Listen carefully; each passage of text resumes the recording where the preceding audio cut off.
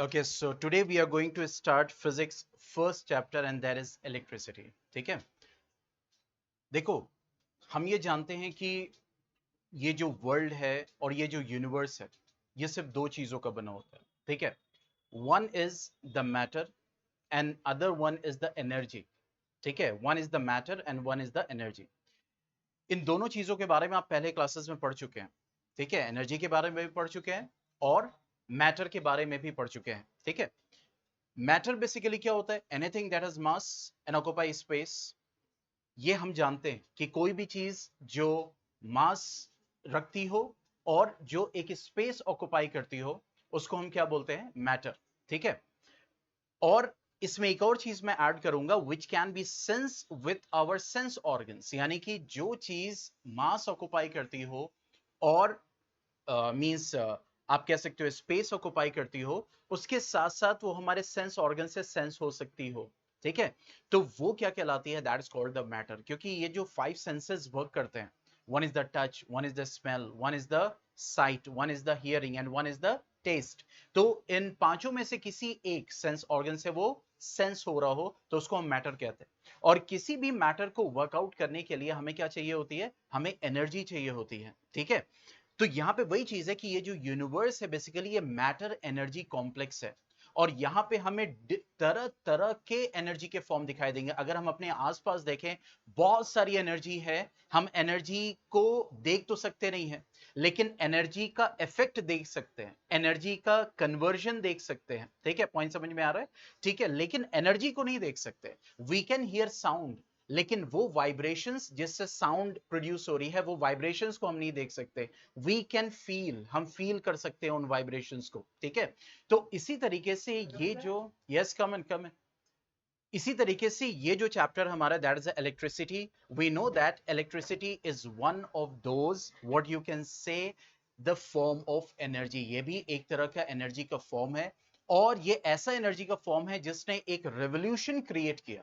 क्योंकि energy, charges ये हमेशा जमाने से एग्जिस्ट करते चले आ रहे हैं, लेकिन एनर्जी को पहचानना, उनके कन्वर्जन्स को पहचानना, ठीक है, और अपने यूज में लाना, ठीक है, ये बहुत इंपॉर्टेंट होता है. और जब ह्यूमन इसको सेंस कर लेता है, ह्यूमन इसको समझ लेता है, तो फिर उसके बाद जो है उसको लाइफ जीना आसान हो जाता है. और वही चीज हुई क्या इलेक्ट्रिसिटी के साथ. Electricity is what? It is one of the form of energy. Energy क्या? इलेक्ट्रिसिटी क्या? It is one of the form of energy. ठीक है, तो चलिए हम स्टार्ट करते हैं इलेक्ट्रिसिटी चैप्टर से.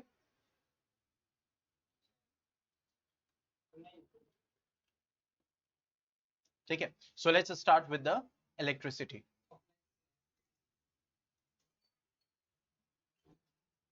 ठीक है, so we know that what electricity, it is a form of energy. It is a form of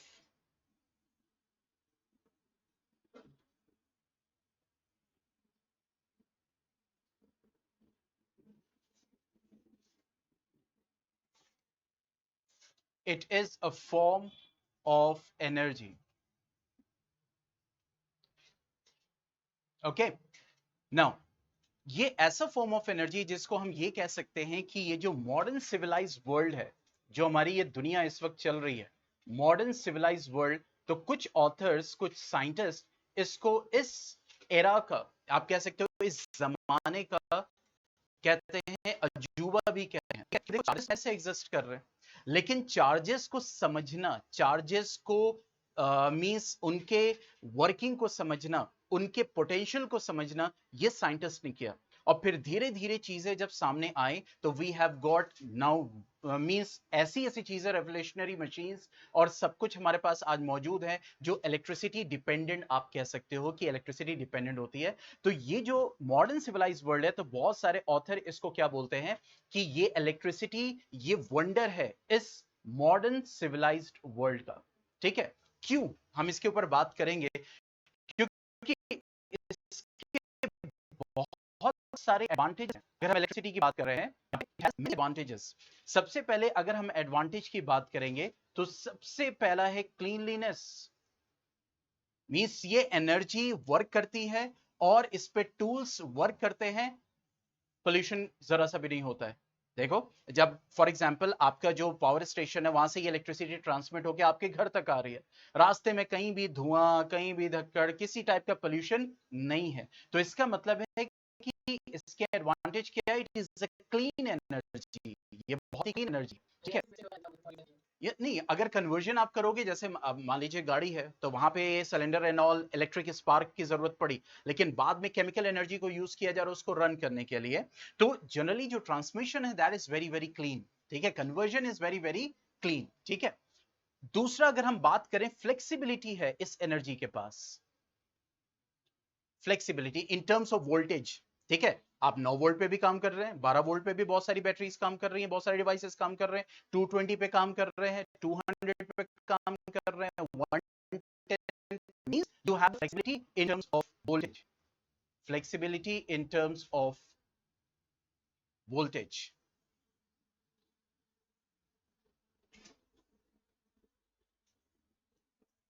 video सबकी ऑन रहनी चाहिए, ये ध्यान रखिएगा। मैं यहाँ पे मैं चेक करता हूँ स्क्रीन पे। ऑफलाइन है, ऑनलाइन है, online. Good evening, good evening. Connect किस मतलब ऑफलाइन ही किया था। तुम्हें इससे क्या, वो नहीं पूछ रहे थे, मुझे लगा सीट फुल हो गया। क्या चीज ऑफलाइन है कुछ, बाकी सब ऑनलाइन, ठीक है, ठीक है। अभी जितने भी एडमिशन पेंडिंग है वो सब ऑनलाइन एडमिशन है, ओके, सब जितने सब ऑनलाइन ले रहे हैं।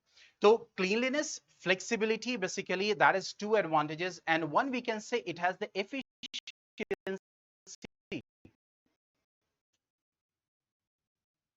it is an efficient form of energy that is working, ठीक है। और उसके साथ साथ अगर हम देखें तो it has the easier transmission, यानी अगर इसको ट्रांसमिट करना है तो सिर्फ आपको क्या करना है, एक तार डालना है, अगर बड़े लेवल पे करना है तो ट्रांसफॉर्मर डालना है, तार कनेक्ट करना है, वो एनर्जी ट्रांसमिट कर जाएगी, ठीक है। तो it has a very easier transmission, it has efficient, it is flexible, and it is also a clean form. क्या चीज बेटा, ट्रांसमिशन की बात हो रही है यहाँ पे, हम अपनी उसके बात कर रहे हैं, ऐसे तो क्लाउड से भी ट्रांसमिशन हो रहा है, पॉइंट समझ में आ रहा है। Wire is providing what, the medium, simple conduction से ही तो ट्रांसफर करेगी, कन्वेक्शन से बेसिकली दूसरे forms of energy generally transfer करती हैं, ठीक है। तो यहाँ पे अगर हम एडवांटेजेस की बात करें तो it has 4 types of advantages, ठीक है। So this is what the electricity is. अब इस चैप्टर में हम क्या क्या पढ़ने वाले हैं वो हम अलग से देखेंगे, क्लियर, ओके, आगे बढ़े।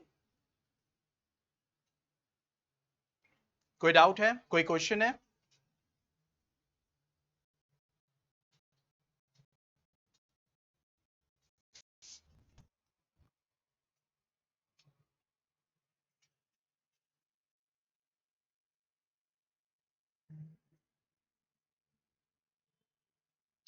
ओके, अब देखो, नोट फॉर्मेशन जो आप लोगों को करना है बहुत ही क्विक होना चाहिए, ठीक है, ऑब्वियसली दैट शुड बी। चलिए आगे बढ़ते हैं हिस्ट्री पे। हालांकि हिस्ट्री की अगर हम बात करें इलेक्ट्रिसिटी की तो ऐसा कोई खास नहीं मौजूद है, ठीक है, क्योंकि कोई नहीं जानता कि शुरुआत कहां से हुई है। लेकिन अगर हम बात करें रिकॉर्डेड हिस्ट्री की, ठीक है, तो that covers up like this, ठीक है। इसको मिटाऊं मैं, okay. Now coming to the history,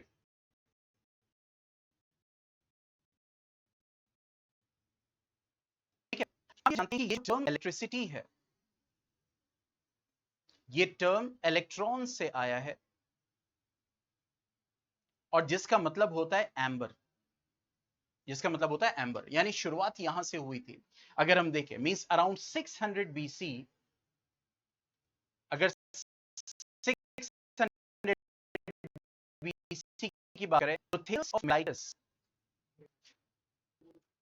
ठीक है, first he observed what you can say the static electricity. उसने ये चीज ऑब्जर्व की जब उसने भूसे के मींस जो स्ट्रॉ होते हैं, जो भूसा होता है, उससे एम्बर से चिपकते हुए देखा, पॉइंट समझ में, जो कि आज हम देखते हैं, स्केल रगड़ा हमने, ठीक है, that is what the static electricity. तो ये उसने ऑब्जर्व किया, स्टैटिक इलेक्ट्रिसिटी को ऑब्जर्व किया, ठीक है, ऑब्जर्वेशन, ये रिकॉर्डेड बात कर रहे हैं, क्योंकि असल में शुरुआत कहां से हुई नो वन नोज क्लियरली, ठीक है। तो 600 बीसी में अगर हम बात करें तो थेल्स ऑफ मिलाइटस ने तो वहीं से शुरुआत, क्योंकि सबसे पहले उसने देखा, तो इस एम्बर को लैटिन या ग्रीक में हम क्या बोलते हैं, इलेक्ट्रॉन, तो वहीं से इलेक्ट्रिसिटी। ठीक है, फिर हम आगे बात करें, ठीक है, तो देयर वर सेवरल साइंटिस्ट, लेकिन हम मेन बात करेंगे, मेन साइंटिस्ट की बात करें जिसको आप लिख सकते हैं, कंपटीशन पॉइंट ऑफ व्यू से भी हम देख सकते हैं उसको।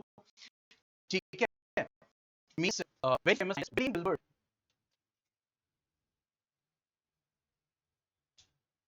ठीक है, विलियम गिलबर्ट, उसने ये देखा कि एम्बर के अलावा, यानी कि इसके अलावा दूसरी चीजें भी हैं जो कि इलेक्ट्रीफाई हो सकती हैं, जैसे हमने 8th क्लास में पढ़ा था। ठीक है, जब ग्लास रॉड सिल्क से रब किया जाता है उसके ऊपर चार्ज डेवलप होता है। ठीक है, एबेनॉइट रॉड जब फर्श से रगड़ा जाता है उसके ऊपर चार्ज डेवलप करता है।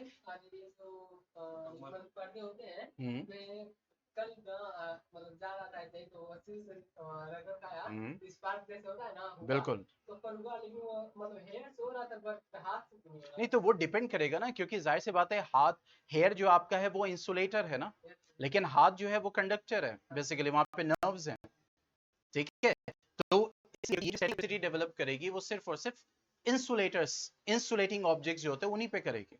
ठीक है, जहां से चार्ज ट्रेवल ना कर पाए। और स्लीपर पहन के करेंगे तो नहीं तो स्लीपर से कोई मतलब नहीं है ना, क्योंकि वो चार्ज ट्रेवल ही नहीं कर रहा है। स्लीपर पहनो चाहे ना पहनो, उससे कोई मतलब नहीं होगा। स्लीपर से फर्क पड़ेगा उस पर जो चार्ज कंडक्ट हो रहा है। ठीक है, यानी आप जब कंडक्टिंग करंट यानी कि मूविंग चार्ज को अगर आप जैसे तार को छू लेंगे तब वहां पे स्लीपर का फर्क आएगा, क्योंकि स्लीपर वहां पे डिसकनेक्शन का काम कर रहा है और सर्किट को तोड़ने का काम कर रहा है, जिससे अब ट्रैवलिंग पॉसिबल नहीं होगी। ठीक है, तो विलियम गिलबर्ट की अगर हम बात करें तो विलियम गिलबर्ट ने यह देखा कि एम्बर के अलावा भी दूसरे ऑब्जेक्ट्स हैं जो कि इलेक्ट्रीफाई हो सकते हैं। फॉर एग्जाम्पल ग्लास रॉड रब विद सिल्क एंड एबेनॉइड रब विद फर। फिर क्या जरूरी है जो ग्लास रोड और सिल्क सही हो? क्योंकि because it will depend on the nature also, क्योंकि जाहिर सी बात है अगर प्लास्टिक स्केल आप स्किन पे कर दो तब नहीं होता ना। ठीक है, so that will depend on कि वो मटेरियल किसका बना हुआ, क्योंकि सबका एटॉमिक कॉम्पोजिशन अलग अलग होता है। ठीक है, उसी पे डिपेंड करेगा ना कि इलेक्ट्रॉन उसके ऊपर फ्री है या नहीं है। पॉइंट, एटॉमिक कॉम्पोजिशन यानी कितने एटम्स, कौन से टाइप का साइज, इन सारी चीजों पे डिपेंड करेगा। ठीक है, तो विलियम गिलबर्ट ने जो ये देखा कि एम्बर के अलावा भी ग्लास रॉड यानी कि एबेनॉइड रॉड पे भी हम इलेक्ट्रीफाई, आज हम जानते हैं, सिर्फ इस पे क्यों ले, हम जनरल एग्जांपल लेते हैं ना कि हम प्लास्टिक स्केल को भी कर सकते हैं। ठीक है, हम अपने ब्लैंकेट को भी कर सकते हैं, यानी ब्लैंकेट को थोड़ी देर हम ओढ़ के सो जाए, थोड़ी देर बाद आप देखोगे उसके अंदर से स्पार्क प्रोड्यूस होंगे, तो वो स्पार्क क्यों प्रोड्यूस हो रहा है, तो ये चीज जो ऑब्जर्व की थी वो किसने की थी, विलियम गिलबर्ट ने। फिर उसके बाद चार्ल्स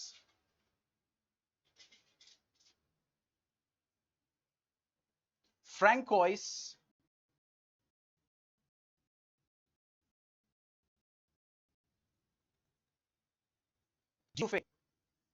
उसने ये बताया कि there exist two types of electricity, means, और यू कैन से कि टू टाइप्स ऑफ चार्जेस या two types of electricity, you can say rather. ठीक है, उसने ये बताया, और फिर उसके बाद yes, जिसको हम जानते हैं दैट इज बेंजामिन फ्रैंकलिन, जिसने अपनी लाइफ को भी दांव पे लगा दिया था चार्जेस को स्टडी करने के लिए। तो उसने ये बताया कि ये जो ग्लास रॉड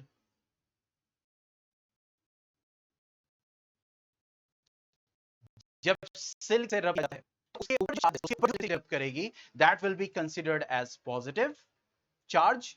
ठीक है, या पॉजिटिव इलेक्ट्रिसिटी। और जो एबेनॉइड रॉड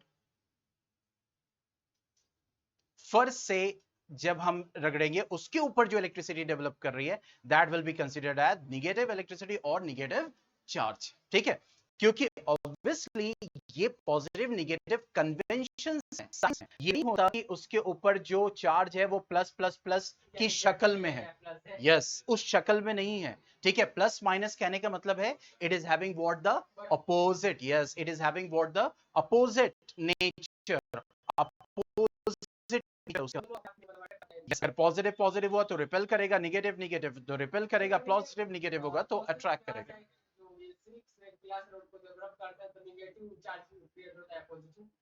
किसमें?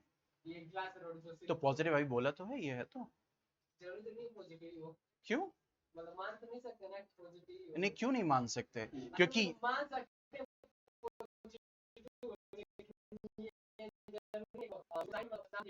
बेटा पॉजिटिव साइंटिस्ट ने दे दिया तो आपको पॉजिटिव ही कंसीडर करना है। अगर मैंने बोल दिया कि 1 के पास प्लस चार्ज है तो प्लस मानोगे तभी आप आगे बढ़ पाओगे ना, अपने आप से सपोज नहीं कर सकते। ये साइंटिस्ट ने जो कन्वेंशन पहले से दे दिया है वो अब कन्वेंशन अब यूज होता चला आ रहा है, ठीक है, क्योंकि उसको यस चेंज करने की अब कोई वैसी जरूरत है भी नहीं, ना उस पे कोई मतलब इस टाइप से कोई ऐसी चीज नहीं डिस्कवर हो गई हो कि नहीं 3 तरह के चार्जेस होते हैं, 4 तरह के चार्जेस होते हैं, ऐसा कुछ नहीं। देयर इज अ पॉजिटिव और नेगेटिव, दैट्स इट, ठीक है। तो ये थी कुछ हिस्ट्री इलेक्ट्रिसिटी के बारे में। चलिए अब आगे बढ़ते हैं, चार्ज प्रॉपर्टीज, क्योंकि इलेक्ट्रिसिटी जो बनता है वो किसकी वजह से बनता है? चार्जेस की वजह से। तो यहां पे हम स्टैटिक चार्ज को तो नहीं पढ़ने वाले, स्टैटिक इलेक्ट्रिसिटी को नहीं पढ़ने वाले हो, आप 8th क्लास में पढ़ चुके हैं उसको, ठीक है। यहां पे जो हम पढ़ेंगे वो क्या होगा? Moving charges, that is the current electricity, ठीक है, not static electricity. So coming to the next topic and that is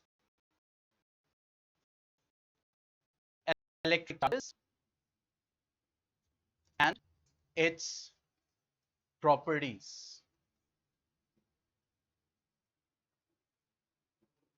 ठीक है, ये याद रखिए कि कोई भी मैटर हो, कोई भी मैटर हो, अभी मैटर हमने डिस्कस किया, ठीक है, क्या होता है मैटर की फंडामेंटल प्रॉपर्टी होती है उसकी mass, fundamental property, basic property, that is the mass. क्योंकि मैटर है तो उसके पास मास होगा ही होगा, and we know that fundamental property का मतलब which comprises of that means mass can neither be created nor destroyed. तो उसी तरीके से चार्ज भी मैटर के एक फंडामेंटल प्रॉपर्टी होती है, ठीक है। चार्ज भी मैटर की क्या होती है? एक फंडामेंटल यानी बेसिक प्रॉपर्टी होती है। Means charge also can not be created nor destroyed. तो ये जो चार्जेस होते हैं, जैसे हम ये जानते हैं कि पॉजिटिव चार्ज है और नेगेटिव चार्ज है, दो तरह के चार्जेस हैं। हम जानते हैं, हमने 9th क्लास में स्टडी भी किया है कि जो हमारा इलेक्ट्रॉन होता है वो नेगेटिव चार्ज होता है, प्रोटॉन जो होता है वो पॉजिटिव चार्ज होता है, न्यूट्रॉन जो होता है वो न्यूट्रल होता है, ना नेगेटिव ना पॉजिटिव। तो अब ये जो चार्जेस आ रहे हैं किसी भी बॉडी में ऑब्वियसली उन एंटिटीज की वजह से आ रहे हैं, ठीक है। तो ये जो चार्जेस हमारे पास है ये charges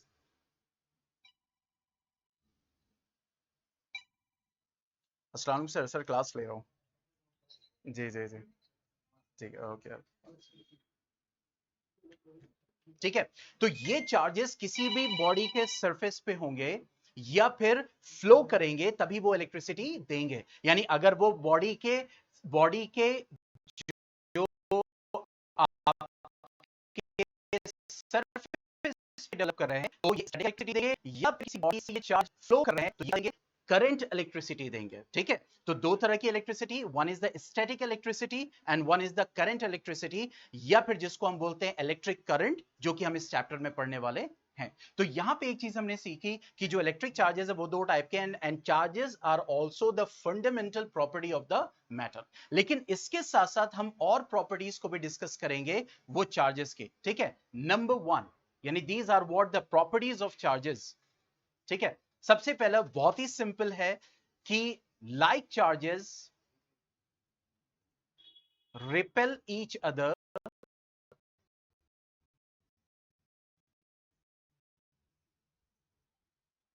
and unlike charges attract each other.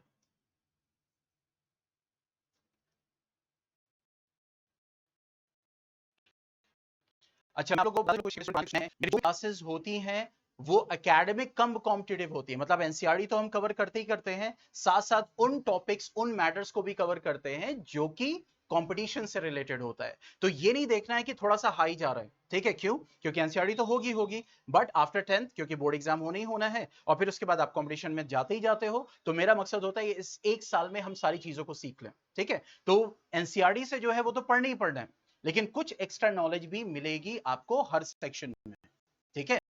तो उस पे मतलब बॉदर नहीं होना है कि अरे ये तो एनसीईआरटी में मोर देन एक्स्ट्रा, ठीक है। चलो, तो like charges repel each other and unlike charges attract each other, ठीक है।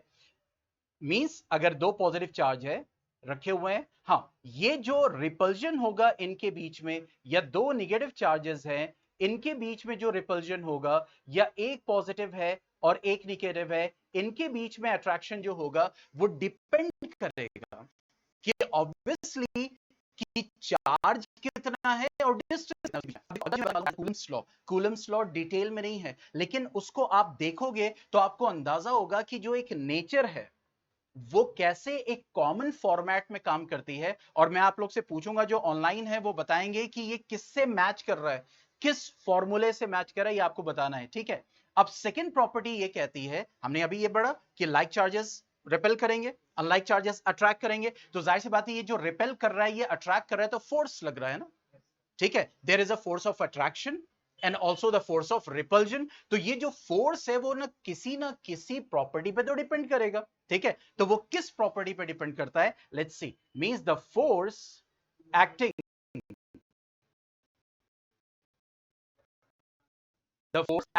between the charges is directly proportional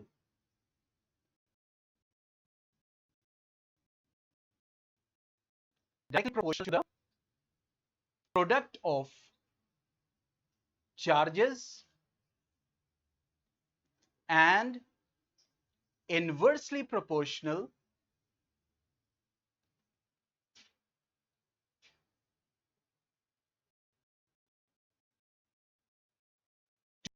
to the square of the distance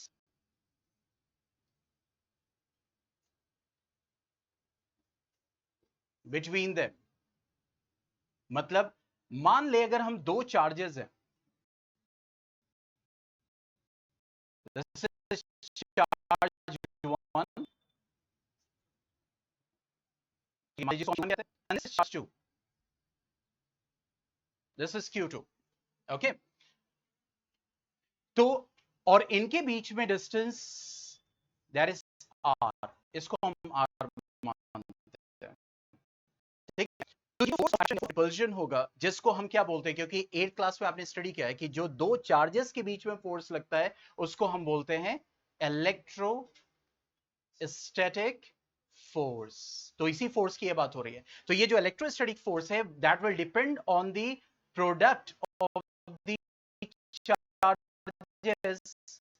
अगर हम प्रोपोर्शनलिटी साइन को हटाएं, इक्वल साइन से लगाए, तो that will B k q1 q2 by r square and this k is constant here, ठीक है। This is called the Coulomb's law। इसको क्या बोलते हैं? Coulomb's law कहते हैं। अब ये बताओ, ये जो Coulomb's law है, यानी जो फॉर्मूला है और ये जो लॉ है, किससे मैच है? किससे? Yes, excellent. यस, ऑनलाइन जो स्टूडेंट है वो चैट बॉक्स में लिखो ये कूलम्स लॉ किससे मैच कर रहा है, जल्दी से। शॉर्ट फॉर्म में भी लिख सकते हो।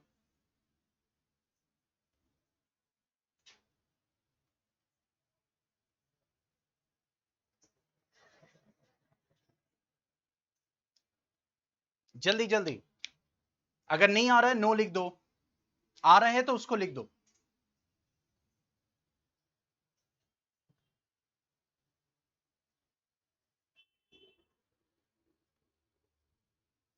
ओके, देखो ये जो मैच कर रहा है, पीयूष ने सही आंसर दिया, that is universal law of gravitation. Law of gravitation आपने 9th क्लास में पढ़ा था कि जो फोर्स होता है that is equal to G m1 m2 by r।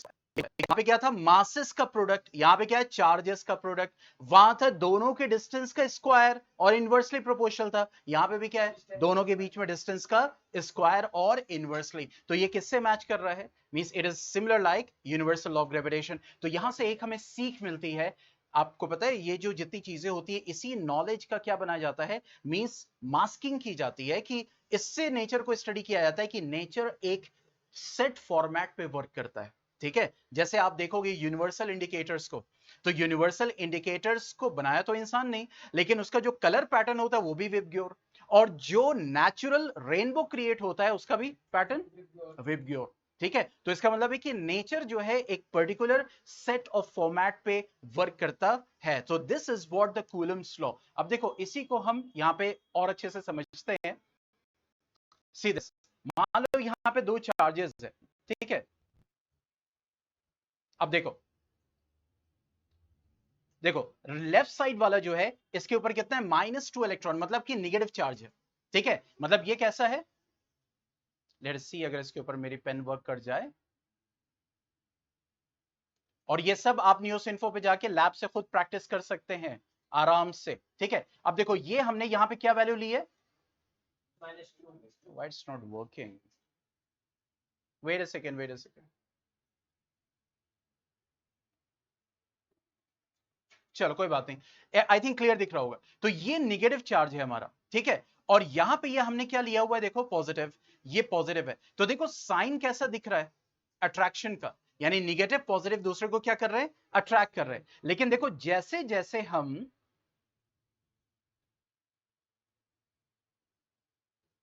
ठीक है, आई थिंक वो मास्क कर गया, just give me 10 seconds only, give me 10 seconds only.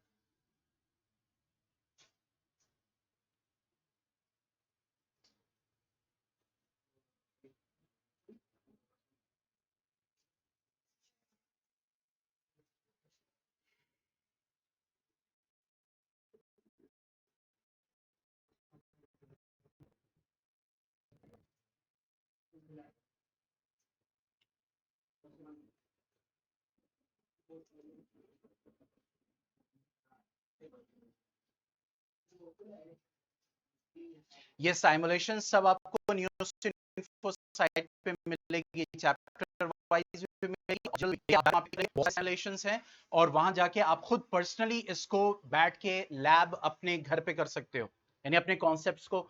और लास्ट सेशन मैंने ये इंट्रोड्यूस किया था, और इसको जिन जिन स्टूडेंट्स ने यूज किया अपनी बहुत फायदा, यानी electric circuit banana and all everything आप खुद कर सकते हो, आप प्रैक्टिकली इन सारी चीजों को समझ सकते हो बैठ के घर पे।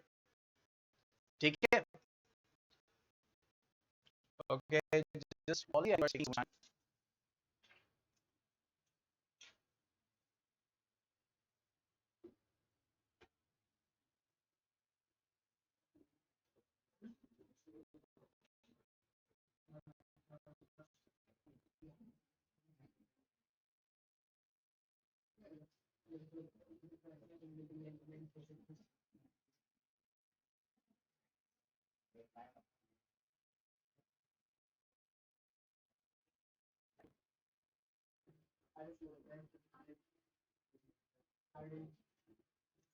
See this Coulomb's law.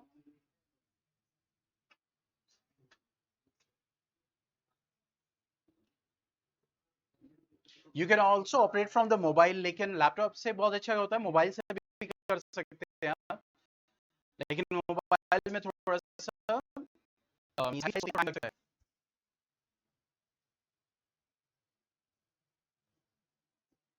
चलो एक काम करते हैं, जब तक ये ओपन हो रहा है हम अपना आगे स्टडी करते हैं, फिर उसके सिमुलेशन को देख लेंगे। ठीक है, चलो now coming to the third one, और ये प्रॉपर्टी हम पहले ही डिस्कस कर चुके हैं। इलेक्ट्रिक चार्ज कंजर्व्ड होते हैं, मतलब क्या हुआ, means they can not be created nor destroyed. Conserved का मतलब ये है कि they can not be created nor destroyed. Coming to the fourth one, fourth property, electric charges are additive, मतलब कि चार्जेस हैं तो जो फाइनल चार्ज बॉडी पे होगा वो ऐड करके, जैसे मिसाल के तौर पर एक चार्ज है +1 कितना होगा, नेट चार्ज कितना आएगा, that will B +1 -2 coulomb and that will B -1 coulomb.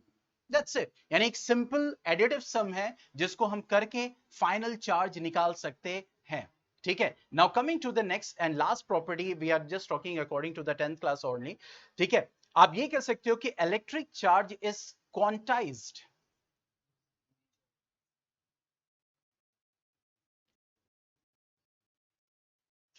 Language में समझाता हूं कि क्वांटाइजेशन किसको कहते हैं। बेसिकली जो सबसे छोटा चार्ज जो रिपोर्टेड एग्जिस्ट करता है इंडिपेंडेंट, यानी the smallest charge which exist independently, और जिसके ऊपर चार्ज एग्जिस्ट करता है, and that is what, electron.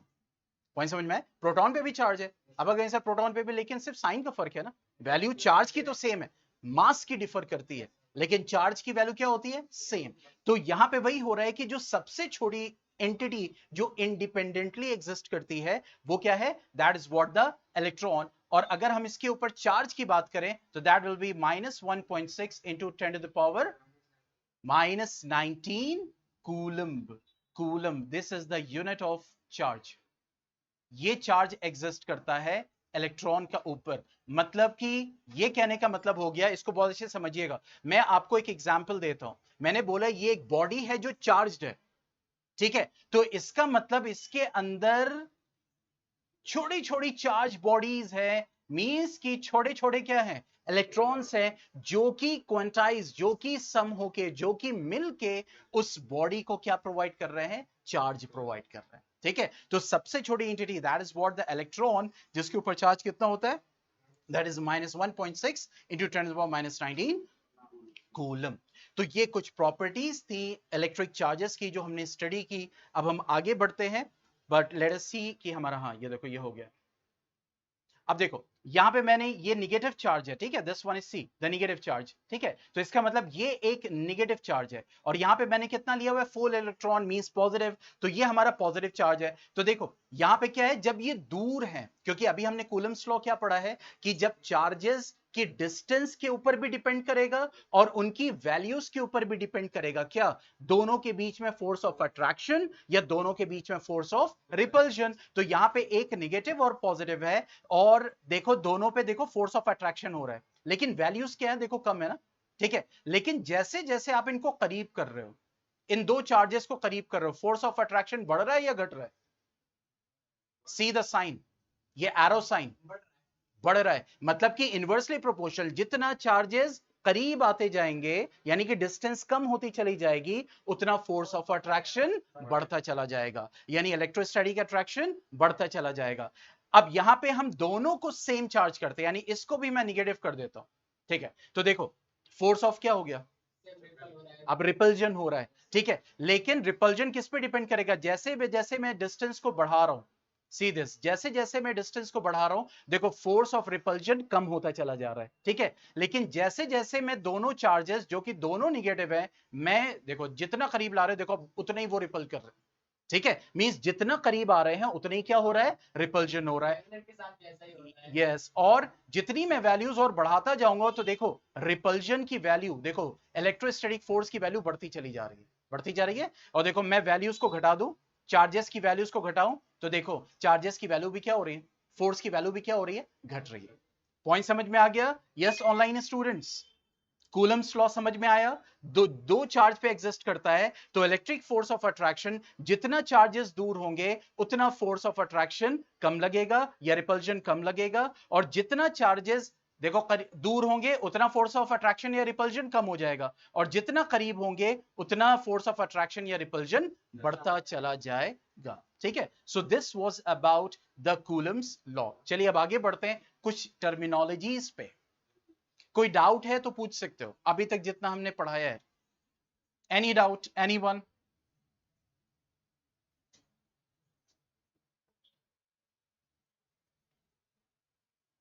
और मैं बता दूं असाइनमेंट कुछ बच्चे अभी भी समझ नहीं पाए, असाइनमेंट आपको टीचमेंट पे ही भेजना है, और 2 असाइनमेंट सबमिट हुए अभी तक, आज रात तक का टाइम है। सिर्फ एनसीईआरटी का भेजा है, नहीं तो उसमें जो कल क्वेश्चंस किए थे वो भी भेजने थे। जो हमने क्लास में लेक्चर में, देखो वहां पे मेंशन किया हुआ था ना, क्लास रियल नंबर लेक्चर 1, ठीक है? तो उस वीडियो पे जाना है, वहां पे जो आपके क्वेश्चंस हमने करवाए उनको प्रैक्टिस करके वो भी सबमिट करना है। तो आज रात तक का टाइम है, ठीक है? और ये नहीं है कि स्किप कर देंगे, चलो कोई बात नहीं, कोई बात नहीं होगा, जितना चार्जेस बढ़ते चले जाएंगे उतना क्या होगा, रिपल्जन होता चला जाएगा। और जितना असाइनमेंट्स और क्विज और रेगुलरिटी बढ़ती जाएगी तो उतना अट्रैक्शन बढ़ता जाएगा किसके बीच? यस, हमारे और आपके बीच। हाँ, तो सीधा ये मेरा लॉ है, ठीक है? चलो अब आते हैं कुछ आते हैं टर्म्स पे, ठीक है? चलो, ये टर्म्स आप जानते भी हैं, बट क्योंकि कभी कभी 1 मार्क में एमसीक्यू में पूछता है, कंडक्टर्स, ठीक है? तो कंडक्टर्स किनको कहते हैं? दो substances which allow the flow of charge या करंट आप कह सकते हैं। The substances which allow the flow of charge through them।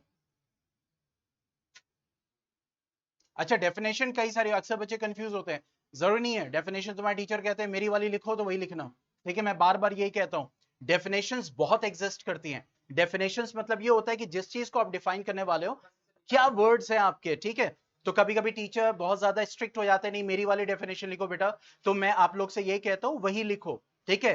इसको कभी कॉपी मत करना, लेकिन आप समझ जरूर लो, क्योंकि बोर्ड में वही होगा, कोई कॉपी वाला नहीं, इधर वाला नहीं। बोर्ड में जो आपने लिखा है सही है तो you will get the marks, that's it. मेरी तैयारी बोर्ड से रिलेटेड होती है, कभी स्कूल से रिलेटेड नहीं होती है, क्योंकि स्कूल में कभी भी सही पैरामीटर पे वर्क नहीं करते, ठीक है? अपने हिसाब से कुछ भी रूल्स बना लेंगे। So the substances which allow the flow of charge through them, उनको हम कंडक्टर्स कहते हैं। जनरली मेटल्स क्या होते हैं? हमारे कंडक्टर्स होते हैं। फिर आते हैं, हाँ, कंडक्टर्स जब होंगे तो हमारी इलेक्ट्रिसिटी यानी चार्जेस फ्लो कर सकेंगे, ठीक है? अब आते हैं, बात करते हैं इंसुलेटर्स की। तो इंसुलेटर्स वो सब्सटेंसेस होते हैं which restricts or block the flow of charge through them, ठीक है?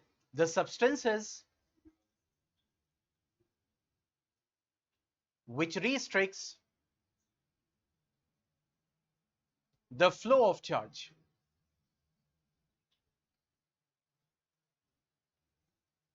through them is called what? The insulators। अब पेपर हो गया, प्लास्टिक हो गया, there are several examples you can quote। even ऐसा कोई बताओ जो इंसुलेटर हो और लिक्विड हो, सब बताएंगे, चैट बॉक्स में लिखो। इंसुलेटर हो और लिक्विड हो, जैसे मैंने एक सॉलिड एग्जांपल दिया, प्लास्टिक हो गया, ठीक है, पेपर हो गया, एक्सेट्रा। लेकिन इंसुलेटर हो, लिक्विड हो, शुगर सोल्यूशन और सॉल्ट सोल्यूशन। चलो भाई, और आ रहे हैं, ice, ice is a solid.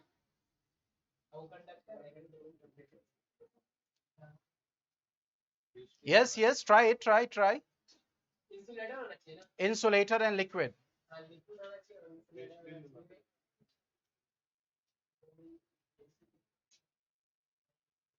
commonest liquid, but yes, that is pure water। तेज, इसीलिए मैं इग्नोर कर रहा था, तुम तेज बोलो। हाँ, तब तेज लाउड होना चाहिए ना, ताकि वो चीज समझ में आए। फाइबर नो, प्योर वाटर,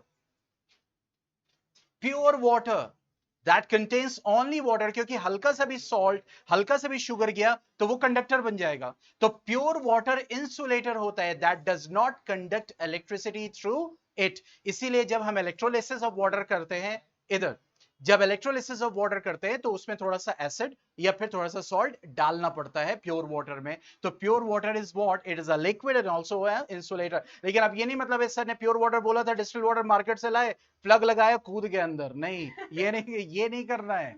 हाँ, यस, जैसे ही आप कूदोगे, हाथ लगाओगे तो हाथ के सॉल्ट जैसे ही जाएंगे, एक आपको नहीं लग रहा होगा कि आपके हाथ पे सॉल्ट है, but it will input moles and moles of salts into it, ठीक है? यस, तो कभी ये मत करना, don't try at home.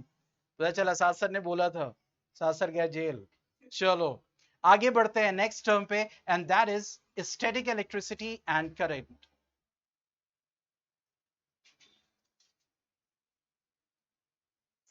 Static electricity, ठीक है। So they study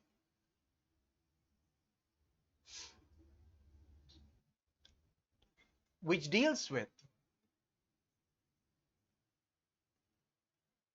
charges at rest, और ये आप हायर क्लासेस में पढ़ोगे +2 में जाके, जहां पे आप पढ़ोगे इलेक्ट्रोस्टैटिक्स, ठीक है। The study which deals with charges at rest, ठीक है, यानी चार्जेस रेस्ट पे होते हैं, और जनरली ये स्टैटिक इलेक्ट्रिसिटी किन पे डेवलप करती है? इंसुलेटर्स, इंसुलेटर्स पे डेवलप करेगी, ठीक है।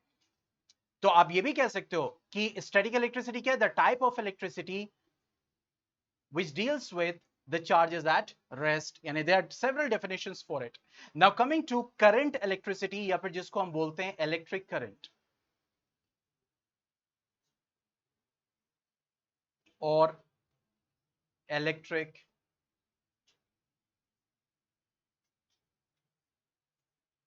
current.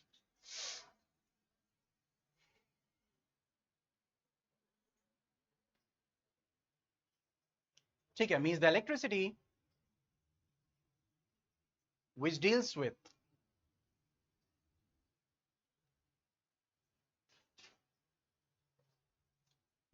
the moving charges,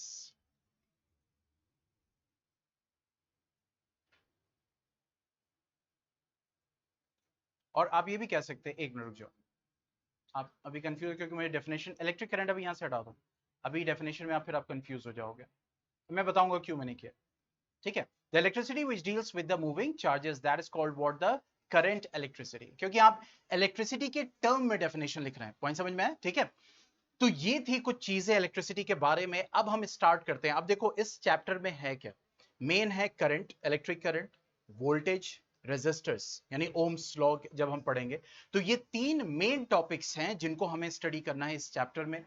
और जहां जहां जो इंस्ट्रक्शंस होंगे बोर्ड से रिलेटेड, वो मैं बीच बीच में आप लोगों को इंस्ट्रक्ट करता चला जाऊंगा, क्या ध्यान रखना है इस टॉपिक को पढ़ते वक्त, इन क्वेश्चंस को सॉल्व करते वक्त, ठीक है। तो ये था term. Now we will start with our very new topic of this chapter, and that is electric current. इसको मिटा रहा हूं मैं,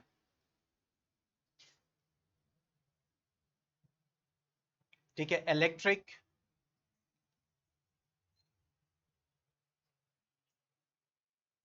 करंट, ठीक है। इसमें आप लिख सकते हो, it is defined as the ordered motion of electric charges, ठीक है। It is defined as the ordered motion, means इसका मतलब है यहां पे मोशन में कुछ फर्क पड़ता है। एक चीज यहां से हिंट हो रही है, मोशन में कुछ फर्क पड़ता है। और हम ये जानते हैं कि इलेक्ट्रिक करंट किसके थ्रू फ्लो कर सकता है? कंडक्टर्स के थ्रू। तो ये ऑर्डर्ड मोशन का मतलब क्या हुआ कि अभी हम ये देख रहे हैं, अभी सर हमारे ये बता रहे हैं कि जब चार्जेस मोशन में होते हैं तो इलेक्ट्रिक करंट होता है, लेकिन यहां पे एक और टर्म आ गया है, ऑर्डर्ड मोशन। ये थोड़ा सा कंफ्यूज कर रहा है, ठीक है। तो इस ऑर्डर्ड मोशन को अपने माइंड में हम रखते हैं और इसको इसके सही जगह पे समझेंगे, लेकिन ये माइंड में रखिएगा, ऑर्डर्ड मोशन मैंने क्यों इस पे स्पेसिफाई किया, ठीक है।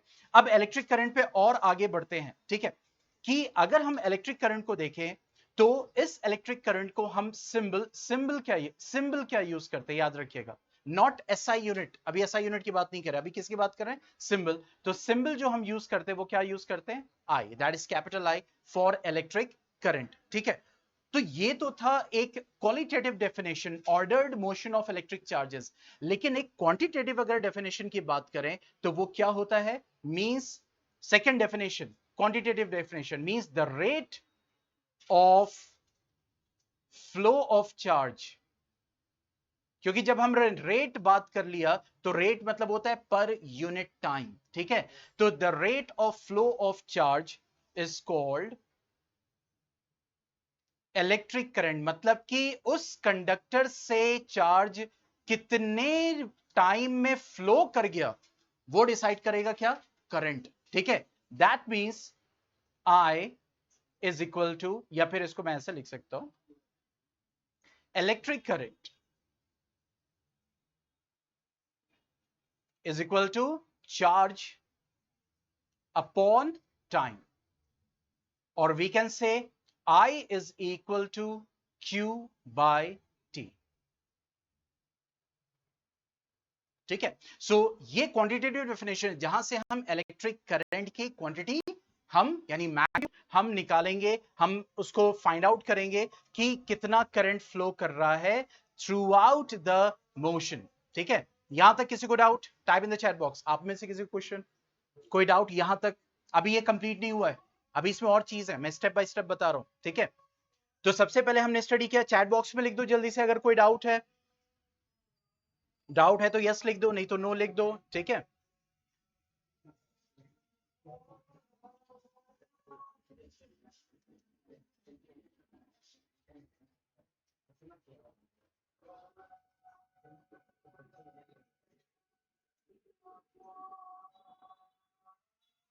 इलेक्ट्रिक करंट, देखो इलेक्ट्रिक करंट बेसिकली क्या है कि ऑर्डर्ड, यानी इलेक्ट्रिक करंट को हम डिफाइन कर रहे हैं कि जब चार्जेस एक ऑर्डर्ड मोशन में मूव करते हैं उसको हम इलेक्ट्रिक करंट कहते हैं। या फिर हम दूसरे डेफिनेशन की तरफ ध्यान दें कि चार्ज फ्लो कर रहा है, तो कितना चार्ज कितने टाइम में यानी पर यूनिट टाइम में फ्लो कर रहा है उसको हम इलेक्ट्रिक करंट बोलेंगे। Means the rate of flow of charge is called electric current. जैसे हमने देखा 1 एम्पियर है, ठीक है, अभी हम आगे एसआई यूनिट पे आएंगे, तो 1 एम्पियर है, 2 एम्पियर है, 0.5 एम्पियर है, तो ये जो करंट के मैग्नीट्यूड है ये डिफाइन करेगा, ये डिसाइड करेगा कितना चार्ज फ्लो कर रहा है, ठीक है। तो वो जो चार्ज फ्लो कर रहा है टाइम पे, क्योंकि करंट चार्ज के फ्लो की वजह से ही हो रहा है, ठीक है, तो वो जो हम कैलकुलेट करते हैं रेशियो कि कितना चार्ज कितने टाइम में फ्लो कर रहा है, उसी रेशियो को हम क्या बोलते हैं?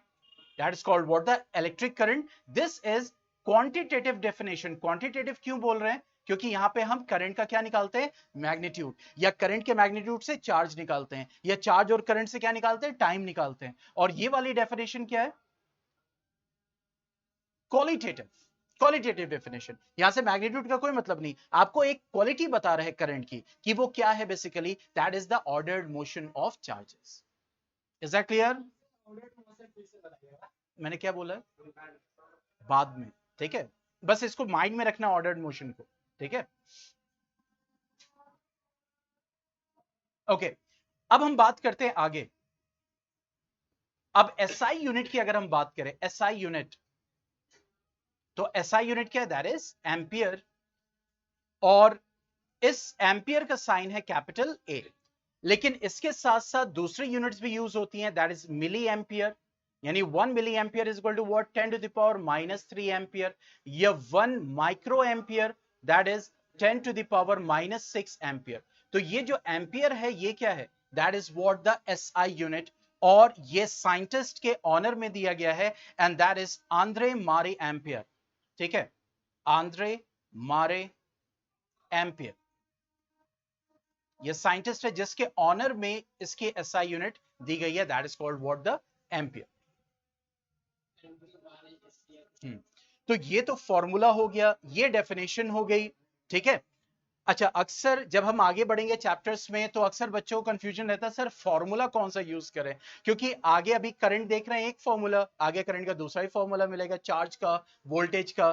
तो मेरा बस यही कहना होता है शुरू से बेटा कि जो आपके क्वेश्चन में इंफॉर्मेशन गिवन है और जो आपको निकालना है, तो जो इंफॉर्मेशन गिवन है और जो निकालना है, दोनों को जो फॉर्मूला रिलेट करता हो उस फॉर्मूले के यूज कर लो, आपका आंसर करेक्ट आएगा। इससे मतलब नहीं है कौन सा यूज करना है, ठीक है। सिंपल जो इंफॉर्मेशन, जैसे मैं अभी छोटा सा एग्जांपल देता हूं, जैसे अभी हमने पढ़ा चार्ज निकालने का फॉर्मूला क्या? IT, यही तो है। अगर इस फॉर्मूले से हम चार्ज का निकालना चाहे ऐसे निकालेंगे ना, ठीक है। इसी तरह भी हम आगे पढ़ेंगे, ठीक है, दैट इज हाँ, वोल्टेज के टर्म में, ठीक है, दैट इज W/Q होता है, तो Q इक्वल टू W/V। और उसके बाद अगर हम इलेक्ट्रॉन के टर्म में देखें तो ये फॉर्मूला है Q इक्वल टू NE, ठीक है। तो अब यहां पे चार्ज निकालेंगे 3 फॉर्मूला, तो कौन सा यूज करें? वो यूज करना है जो इंफॉर्मेशन गिवन है। अगर वोल्टेज और वर्क डन की बात कर रहा है तो उसको यूज कर लो, करंट टाइम की बात कर रहा है तो उसको यूज कर लो, या इलेक्ट्रॉन की बात कर रहा है तो उसको यूज कर लो। ठीक है, तो कभी भी फॉर्मूले में कंफ्यूज होने की जरूरत नहीं है। इंफॉर्मेशन क्या गिवन है, निकालना क्या है, इन दोनों को जो फॉर्मूला रिलेट करता हो वो फॉर्मूला यूज करना है। हाँ, प्रोवाइडेड कि फॉर्मूला याद होना चाहिए। ठीक है, तो यहां पे बात की हमने फॉर्मूले की, डेफिनेशन की और एसआई यूनिट की। अब एक कॉमन चीज जो बोर्ड पूछता है 1 मार्क में, देखो बेटा 1 मार्क हो चाहे 5 मार्क हो चाहे 3 मार्क हो, अगर आप देखेंगे इंपॉर्टेंस की तो मेरी नजर में हर मार्क का क्वेश्चन इंपॉर्टेंट है। ठीक है, 1 मार्क गलत हुआ तो आप 100 से 99 पे आ सकते हो, 5 मार्क गलत हुआ तो 100 से 95 पे आ सकते हो, यानी लूज लॉस दोनों तरफ से होगा। तो इसीलिए अक्सर बच्चे 1 मार्क पे क्वेश्चन में ज्यादा ध्यान नहीं आ रही तो मैं कर ही लूंगा, नहीं, और वो चीज गलत होते हुए दिखी है बोर्ड्स में। ठीक है, तो यस, तो वहां पे वही चीज है कि चाहे 1 मार्क का क्वेश्चन हो, चाहे 3 मार्क का हो, चाहे 5 का, चाहे 4 का, चाहे 2 मार्क्स का, हर क्वेश्चन इंपॉर्टेंट है। तो ये जनरली ये 1 मार्क में आता है, जनरली आमतौर से आता है कि define 1 ampere, define 1 coulomb, define 1 volt. अब आप कहेंगे सर ये तो बड़ा आप अलग से पढ़ा रहे हो।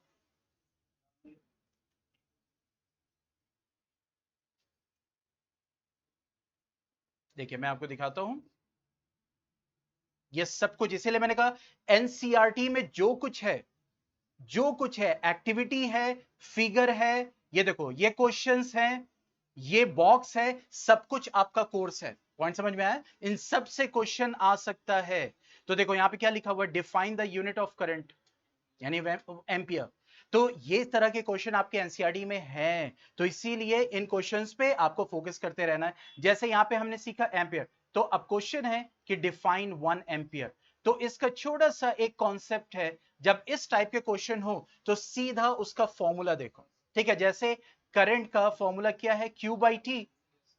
तो बाय डिफॉल्ट अगर हमें 1 एम्पियर लाना है तो बाय डिफॉल्ट चार्ज भी क्या होना चाहिए, 1 कूलम, और टाइम भी क्या होना चाहिए, 1 सेकेंड, यानी उसके फॉर्मूला में 1 1 पुट कर दो, ये तुम्हारी डेफिनेशन बन गई। मतलब 1 एम्पियर को डिफाइन अगर करना हो तो 1 एम्पियर डिफाइन कब होगा, means the current is said to be 1 ampere when, yes, 1 coulomb of charge, देखो यहां पे है ना 1 कूलम्ब ऑफ चार्ज। अच्छा, ये जो डेफिनेशन है वो उसका कॉन्सेप्ट है, क्योंकि हम जानते हैं करंट क्या है कि चार्ज फ्लो करता है इतने टाइम में। तो 1 एम्पियर करंट क्या है, जब 1 coulomb of charge flows in 1 second, that's it. ये आपकी 1 एम्पियर की डेफिनेशन बन गई। तो जितना भी 1 वाला क्वेश्चन पूछे, डिफाइन 1 वोल्ट, डिफाइन 1 ओम, डिफाइन 1, तो उसका सीधा फॉर्मूला देखो, उसमें 1 1 पुट कर दो, वो तुम्हारी डेफिनेशन बन जाएगी। हाँ, स्टेटमेंट के लिए आपको रिवाइज करना पड़ेगा, क्योंकि हो सकता है आप स्टेटमेंट अपनी तरफ से बनाओ तो गलत हो जाए। तो इसके लिए आप इस पे स्पेसिफिक रॉ में यही आपको राय देता हूं। ठीक है, समझ में आ गया? तो डिफाइन एम्पियर क्या हो गया, the current is said to be 1 ampere when 1 coulomb of charge flows in 1 second. कोई क्वेश्चन इसमें से, कोई डाउट किसी को?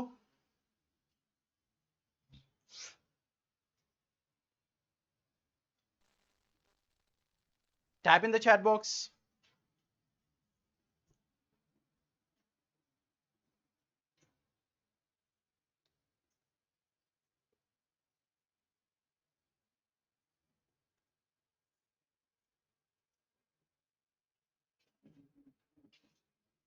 Quick, quick, quick, everyone.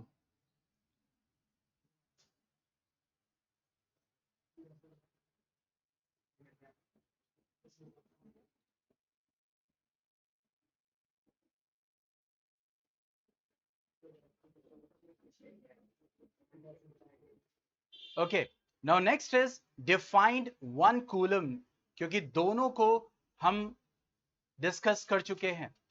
Define 1 coulomb, ठीक है। अब देखो, अब कूलम क्या है, चार्ज की यूनिट है। ठीक है, तो Q is equal to I T, यही होगा अकॉर्डिंग टू दिस फॉर्मूला। ठीक है, आई टी। अब देखो, एक कूलम के लिए हमें करंट को क्या रखना पड़ेगा, 1 एम्पियर इनटू टाइम 1 सेकेंड, दोनों का एसआई यूनिट, एसआई यूनिट पे वर्क करना है। तो अब देखो ये हमारी डेफिनेशन बन गई कि जब 1 एम्पियर करंट 1 सेकेंड के लिए फ्लो करता है, ठीक है, तो जो चार्ज फ्लो करता है वो क्या होता है, 1 coulomb, that's it. So the quantity of charge, the quantity of charge, ये डेफिनेशन हो जाएगी,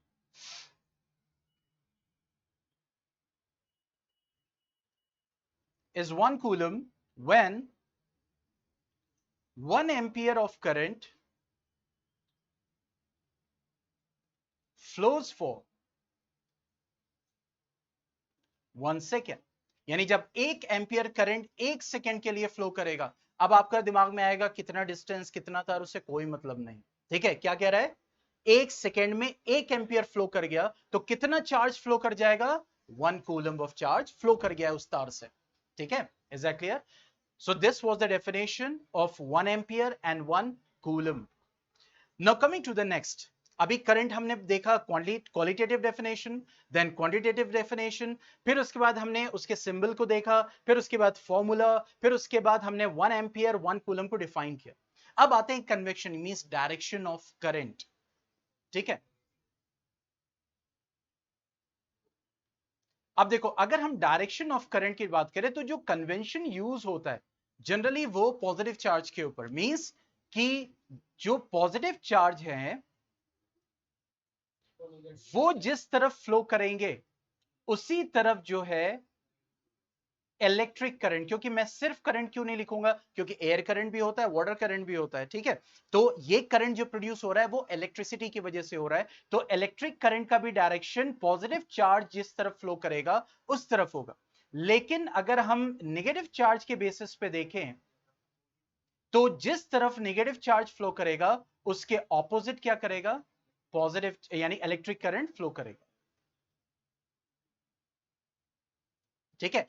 मींस करंट जो है वो चार्ज के डायरेक्शन पे है, मींस जिस तरफ पॉजिटिव चार्ज फ्लो करेगा उसी तरफ करंट फ्लो करेगा, और जिस तरफ नेगेटिव चार्ज फ्लो करेगा उसके ऑपोजिट इलेक्ट्रिक करंट फ्लो करेगा। और ये चीज हमें ध्यान में आती है जब हम सर्किट डायग्राम्स बनाते हैं, और अक्सर बच्चे कहते हैं मैंने तो सही बनाया था, टीचर ने क्यों काट दिया। छोटी छोटी मिस्टेक्स होती हैं, उस पर ध्यान रखिएगा, ठीक है। यस, जैसे कि मैं आपको बताऊं, ये एक सिंपल सर्किट डायग्राम, ठीक है। अब देखो यहां पे सेल बना हुआ, अभी जब इलेक्ट्रिक सर्किट बताऊंगा तो उसमें सारी चीजें, ये सेल का कंपोनेंट्स बने हुए। तो ये जो लंबी वाली साइन होती है, लंबा वाला जो बार है, इस तरफ हम पॉजिटिव करते हैं, और जो छोटे वाले उस तरफ निगेटिव, मतलब ये हमारा है पॉजिटिव और ये हमारा निगेटिव। अब देखो जनरली हम ये जानते हैं कि जब कंडक्टर की बात करते हैं तो इलेक्ट्रॉन को कंसिडर करते हैं जनरली फ्लो करने में, ठीक है, क्योंकि वहां पे इलेक्ट्रॉन, क्योंकि न्यूक्लियस से प्रोटॉन तो बाउंड होता है, फ्री कौन होता है, इलेक्ट्रॉन। तो इलेक्ट्रॉन फ्लो कर रहा है, तो इलेक्ट्रॉन जब फ्लो करेगा, इलेक्ट्रॉन नेगेटिव चार्ज होता है ऑब्वियसली, तो नेगेटिव चीज किस तरफ फ्लो करती है, पॉजिटिव की तरफ। तो जब हमने सर्किट क्रिएट की है, अभी हम इलेक्ट्रिक सर्किट पे आएंगे, अभी सिर्फ हम कन्वेंशन को पढ़ रहे हैं, तो जब हम सर्किट को करते हैं तो फिर इलेक्ट्रॉन देखो निगेटिव से किधर जाएगा, बहुत ध्यान से समझना, इलेक्ट्रॉन किधर जाएगा, निगेटिव टू पॉजिटिव, ये इलेक्ट्रॉन का डायरेक्शन होगा, निगेटिव से पॉजिटिव। लेकिन जब हम बात करेंगे इलेक्ट्रिसिटी की तो देखो यहां पे प्लस साइन है और यहां माइनस साइन है, तो electricity plus two minus plus है, देख रहे हैं। तो इसका मतलब यह हो गया कि अगर हम यहां पे एक सर्किट ड्रॉ करते हैं, मान लो ऐसे, और हमने एक सर्किट ड्रॉ किया फॉर एग्जांपल, तो मुझे करंट का डायरेक्शन दिखाना है, तो मैं कैसे दिखाऊंगा, प्लस टू माइनस, ठीक है। और मैंने अगर सेल ऐसे बनाया है और सर्किट ऐसे बनाया है तो प्लस इधर होगा माइनस, तो करंट जो फ्लो करेगा that will B from plus two minus. Is that clear? तो इस चीज का बहुत ध्यान देना है जब हम करंट ड्रॉ करते हैं। क्यों इस डायरेक्शन में करते हैं, रीजन पता चल गया, क्योंकि कन्वेंशन जो होता है हम वो यूज करते हैं, that is opposite to the electron, यानी इलेक्ट्रॉन का जिधर डायरेक्शन होगा उसके ऑपोजिट हम क्या बनाएंगे, दैट इज, ठीक है। अब बात करते हैं जो मैंने आपको बोला था ऑर्डर्ड मोशन, ठीक है। देखो ऐसा क्यों होता है, क्यों वो टर्म ऑर्डर्ड मोशन यूज किया गया है। हम ये जानते हैं कि कोई भी कंडक्टर हो, जैसे हम मिसाल के तौर पर एक तार ले लें, कॉपर का तार ले लें, ठीक है, क्या उसके अंदर एटम है कॉपर के, यस एवरीवन, आप लोग बताइए। कॉपर का तार मैंने लिया, कॉपर के एटम्स होंगे उसके अंदर, ठीक है, ओके यस। अब जब कॉपर के एटम्स होंगे तो ऑब्वियसली प्रोटॉन इलेक्ट्रॉन भी होंगे, और कॉपर कंडक्टर है तो इसके पास क्या होंगे? Free electron. इलेक्ट्रॉन होना मस्ट नहीं है, कंडक्टर होने के लिए क्या मस्ट है? Free electrons. तो फ्री इलेक्ट्रॉन्स इधर है। तो जब एक कंडक्टर तार जब किसी सर्किट में नहीं होता है, नॉर्मल रखा हुआ है, कोने में पड़ा हुआ है, तो उसके अंदर जो इलेक्ट्रॉन्स हैं वो कैसे होते हैं? Random motion. कैसे होते हैं? मींस जिगजैग, कोई इधर जा रहा है, कोई इधर जा रहा है, कोई इधर, कोई इधर, कोई इधर, कोई इधर। पॉइंट समझ में आया? और रैंडम मोशन में होते हैं, और उनका जो नेट चार्ज निकल के आता है दैट इज 0। इसीलिए एक तार जो रखा हुआ है उसमें कोई भी चार्ज नहीं आपको फील हुआ। क्यों? क्योंकि उसमें इलेक्ट्रॉन रैंडम मोशन में है, लेकिन जो नेट चार्ज निकल के आ रहा है प्लस माइनस कैंसिल, ठीक है। तो इस वजह से उसके ऊपर जो चार्ज है वो क्या है? 0। लेकिन जैसे ही आप इस तार को कनेक्ट करते हो इलेक्ट्रिसिटी से, बैटरी से, सेल से, यानी इसको आपने क्या दे दिया? एक पोटेंशियल दे दिया। पॉइंट को बहुत अच्छे से समझना। मींस एक तरफ आपने क्या कनेक्ट कर दिया?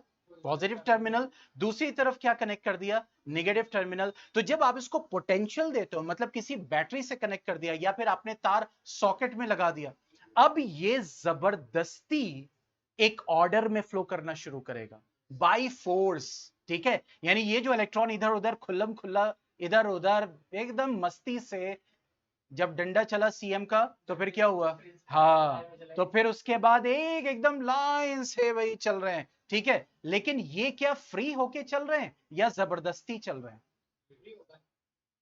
जल्दी बताना। फ्री हैं। फ्री तो पहले थे। यानी अब ये जो इलेक्ट्रॉन मूव कर रहे हैं एक डायरेक्शन में। पॉइंट समझ में आया? Negative to positive. तो ये कहलाता है क्या? Ordered motion. अब क्या प्रोड्यूस होगा? कौन सा? अब पॉइंट समझ में आया? तो जब एक ऑर्डर्ड मोशन में चार्जेस होंगे तब वो क्या प्रोड्यूस करेंगे? Electric current. लेकिन बात यहां पे भी खत्म नहीं हुई, ठीक है। अब जैसे मैंने कहा पहले वाले केस में, केस ए और केस बी में, अब मैं ये आपको एक्स्ट्रा बता रहा हूं, ठीक है। और मैं बताऊंगा ये एनसीईआरटी में है, लेकिन इतना नहीं जितना मैं आपको बता रहा हूं। क्लियर? तो ये जो केस है, केस बी है, केस ए फ्री है, केस बी ऑर्डर्ड मोशन है। अब जब जबरदस्त ऐसा होता है ना, कोई बच्चा होता है उसको स्कूल ले जाना होता है, उसको खींच के ले जाते हैं, तो ये बताओ बस वो चलता रहता है या फिर जूते घिसता है थोड़े से? करता है ना, मतलब वो ड्रिफ्टिंग करता है ना जूतों से, उसका जूता घिसता है। या उसको घसीट के जब ले जाते हैं एकदम घसीट के पूरे गैलरी में, चला जा रहा है, घसीटता हुआ चला जा रहा है, चिल्लाते हुए नहीं जाना है, नहीं जाना है, लेकिन उससे ज्यादा पोटेंशियल है, फोर्स है, तो उसको जाना पड़ेगा। तो उसी तरह इलेक्ट्रॉन भी जब ये मूव करते हैं ऑर्डर्ड मोशन में, तो रास्ते में दूसरे एटम्स भी आ रहे हैं। पॉइंट समझ में आया? तो ये कोलॉइड करेंगे, लड़ेंगे, ठीक है। जिससे क्या प्रोड्यूस होगा?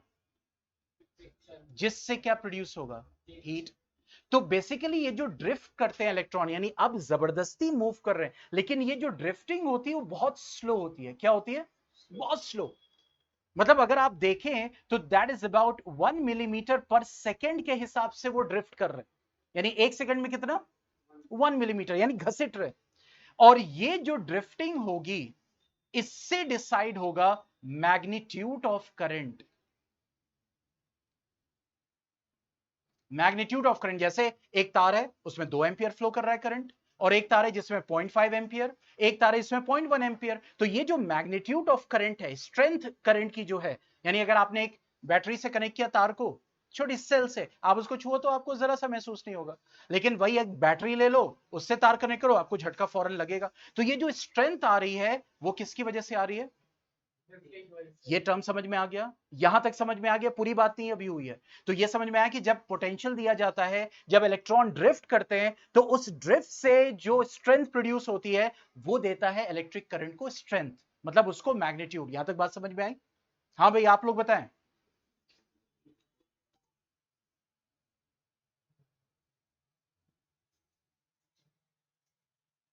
Everyone, everyone.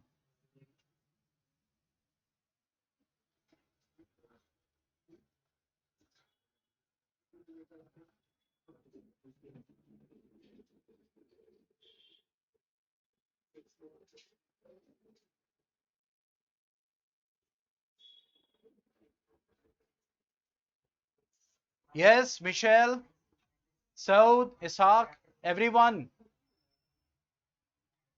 We are discussing very important topic.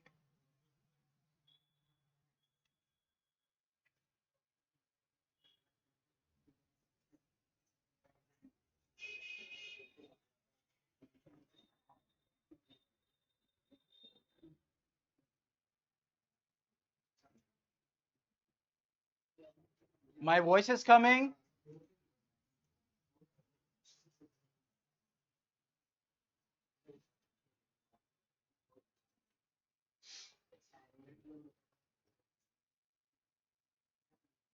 Okay अब आगे बढ़ते हैं, लेकिन अब डाउट आया कि हमने ये बताया कि ये तो 10⁻⁴ यानी 1 मिलीमीटर पर सेकंड के हिसाब से इलेक्ट्रॉन ड्रिफ्ट कर रहा है, लेकिन यहां पे बटन ऑन करो बल्ब फौरन जल जाता है। पॉइंट समझ में आया? तो देखो that is what the speed of electron, point को समझना, that is what the speed of electron, this is by which they are drifting. Point समझ में आया? कितना ड्रिफ्ट कर रहे हैं? 1 सेकंड में 1 मिलीमीटर, लेकिन मूव जो कर रहे हैं वो स्पीड ऑफ लाइट से मूव कर रहे हैं। पॉइंट समझ में आया? यानी स्पीड तेज मूव करते हुए तो आप ड्रिफ्ट कर सकते हो, ड्रिफ्टिंग समझते हो ना, देखा है कार को ड्रिफ्ट करते हुए। तो अब जब वो एक स्पीड से मूव करता है उसी में ड्रिफ्ट भी कर रहा है, तो ड्रिफ्टिंग की एक स्पीड होती है और एक कार की अपनी एक स्पीड होती है, ठीक है। तो यहां पे ये जो इलेक्ट्रॉन है ये तो अपना स्पीड ऑफ लाइट तकरीबन 3 × 10⁸ मीटर पर सेकंड की स्पीड से ही चल रहा है, लेकिन जब चलने में ऑर्डर्ड मोशन में वो ड्रिफ्ट कर रहा है तो वो किस स्पीड से ड्रिफ्ट कर रहा है, ठीक है। तो इसका मतलब ये हो गया कि जब एक पतला तार है आप मूव करा रहे हो तो करंट कम है, क्यों? क्योंकि ड्रिफ्टिंग कम हो रही है। लेकिन जैसे आप वोल्टेज बढ़ाते हो, इसको कनेक्ट करना बहुत अच्छे से, जैसे आप वोल्टेज बढ़ाओ तो देखो बल्ब की रोशनी बढ़ जाएगी, ठीक है। और अगर पतला तार है वो हीट अप होना शुरू हो जाएगा, क्यों? क्योंकि वो जब आपने वोल्टेज बढ़ाया, पोटेंशियल बढ़ाया, तो अब ड्रिफ्टिंग ज्यादा हो रही है। तो जब ड्रिफ्टिंग ज्यादा होगी तो स्ट्रेंथ ज्यादा प्रोड्यूस होगी, हीट ज्यादा प्रोड्यूस होगी। पॉइंट समझ में आया? तो यहां पे स्पीड ऑफ इलेक्ट्रॉन जो है ऑर्डर्ड मोशन में वो वही है, लेकिन जो ड्रिफ्ट करता है, तो इसका मतलब ये हो गया कि जो इलेक्ट्रॉन मूव कर रहा है, लेकिन जो ये मैग्नीट्यूड दे रहा है, स्ट्रेंथ दे रहा है, वो क्या देता है? इलेक्ट्रॉन की ड्रिफ्टिंग स्पीड। तो इस वजह से हम क्या बोलते हैं? Ordered motion of charges is called what? The electric current. इसमें कोई डाउट है? बताओ। ऑलमोस्ट इट्स ओवर, ठीक है। तो यहां तक आज हम कवर करते हैं, इसके आगे अब हम कल पढ़ाई करेंगे, ठीक है। आज जो है जितना ये लेक्चर, इसके बेसिस पे क्विज जाएगा। क्विज का लिंक टेलीग्राम ग्रुप पे होगा, असाइनमेंट भी आप लोग को सबमिट करना है, ठीक है। तो टेलीग्राम ग्रुप पे क्विज होगा, रात 11 बजे से पहले पहले कभी भी खेल सकते हैं। नेटवर्क चला जाए 50% से अब अटेम्प्ट कर चुके हैं तो दोबारा अटेम्प्ट नहीं कर सकते हैं, लेकिन नेटवर्क चला जाए 50% से नीचे अटेम्प्ट किया तो आप दोबारा अटेम्प्ट कर सकते हैं, ठीक है। 10 क्वेश्चन होंगे और वो 10 क्वेश्चंस इसी लेक्चर पे बेस्ड होंगे, और वो कभी भी आपको लिंक जा सकता है जैसे ये प्रिपेयर होगा, ठीक है। ये फिजिक्स का पहला लेक्चर है तो ये पब्लिक होते ही है, हर चैप्टर का पहला लेक्चर पब्लिक किया जाता है, आप लोग को पता है। बाकी के जितने लेक्चर्स होंगे वो सब अनलिस्टेड होते हैं, ठीक है। तो आज क्विज जाएगा, there will be no assignment, और उस क्विज को आपको अटेम्प्ट करना है, ठीक है। चलो ठीक है, okay then, bye, goodbye, good bye.